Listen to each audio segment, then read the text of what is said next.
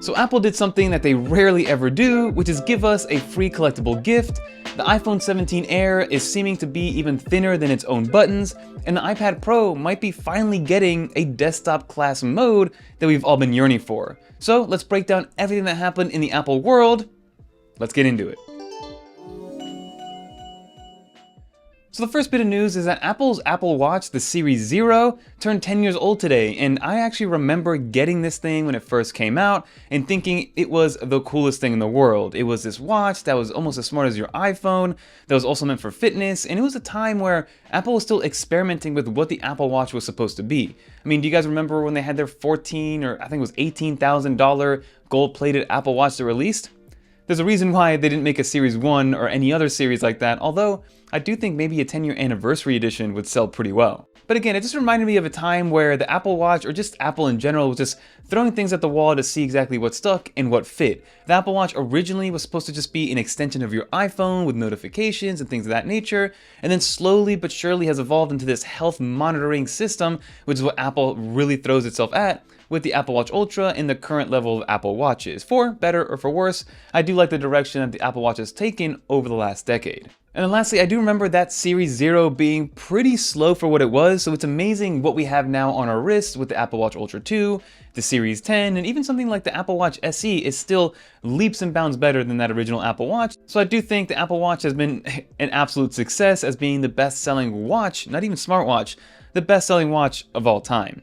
And also, Apple today is celebrating Fitness Day, so if you are in the area of an Apple store, you're able to walk in and pick up a free collectible and commemorative pin that kind of has the Apple Fitness rings on there. I unfortunately didn't go to an Apple store, but leave a comment down below if you were able to pick one up, because again, it's absolutely free.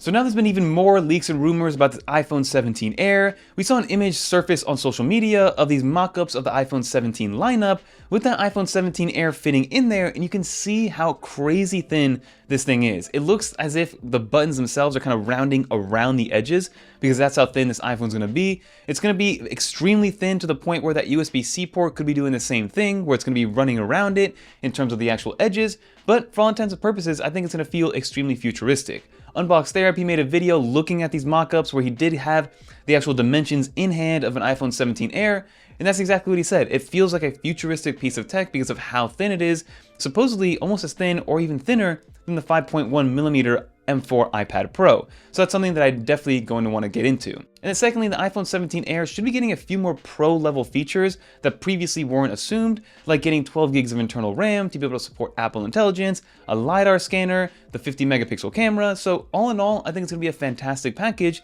Let's just see exactly how Apple markets it, what the price point is going to be, and if it's going to be like a pro level phone, a regular iPhone, somewhere in the middle. And again, I just want to see how they're going to market this to us overall. Now for the most exciting part, at least for me personally, which is that there are leaks and rumors that iPadOS 19 should be bringing a lot of productivity features to multitasking and giving us some sort of Mac-like or desktop-like experience that we've been yearning for, like I mentioned earlier.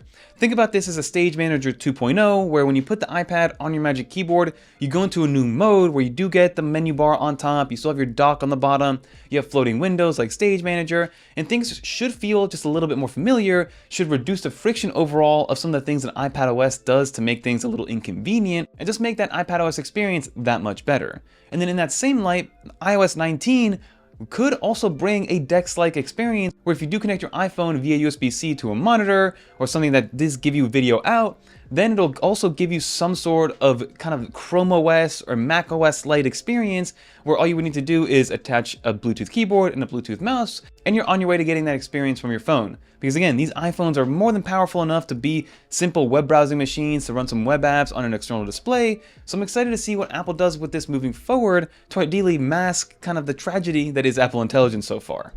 And that is a perfect segue into what iOS 19 should bring from an Apple Intelligence standpoint, which is going to be those big three features which has made Siri at least not what we thought it was going to be with Apple Intelligence. Apple at WWDC last year with iOS 18 talked about three major features, which is going to be smarter context retention, deeper and cross-app integrations, and lastly, a much more natural voice flow, which means some contextual awareness as well. All things that have not come yet with iOS 18, and we're almost on iOS 18.5, which means that these should come with iOS 19 on the new iPhones, which should also have more internal RAM to be able to handle what Apple Intelligence is going to be doing for us. again, I'm a big believer in AI assistants. Like I use ChatGPT on a regular basis. I have it mapped to my action button and it has completely replaced Siri and for the most part replaced Google when it comes to searching what I need to search to get some kind of quick information and some quick info whenever I need it. So really integrating it into iOS is going to be extremely beneficial. It's just a matter of when will Apple do it and how will Apple do it, because again, they are now a year late in terms of what the promises they made were. And then lastly, 18.5 should be releasing over the next coming weeks, with some of those improvements being on the bug and performance improvement side. Nothing too crazy. There were some little tidbits like being able to organize your mail application correctly the way that you wanted to, but for the most part, 18.5 didn't bring anything too big, but just be aware that it should be coming more than likely next week. So do keep that in mind and get your iPhones ready for that, and we'll obviously have some videos walking through all the different nuances and changes that are worth you guys looking into. But that is everything that happened. Of course, the biggest news for me is those leaks of iPadOS 19, getting that cool desktop experience, which I'm very excited for, and then obviously the Apple Watch turning 10 years old. It's insane that I remember when that came out 10 years ago, and I had one when I was in college, and I thought it was the coolest thing in the world because I was one of the few people that had it, and now it looks like everybody and their mother has an Apple Watch of some variety or some variation, which I think isn't that positive. But that'll do it for this video, everybody. If you did make it to the end, leave a little dolphin in the comments down below so I know you made it to the end. And if you like these Friday 5 episodes, definitely leave a comment down below of what I should look at next week to keep you guys up to date with Apple. But if you guys want to watch more videos like this one, check out one of these videos right here. And until next time, I'm Fernando. Peace, everybody. We out of here.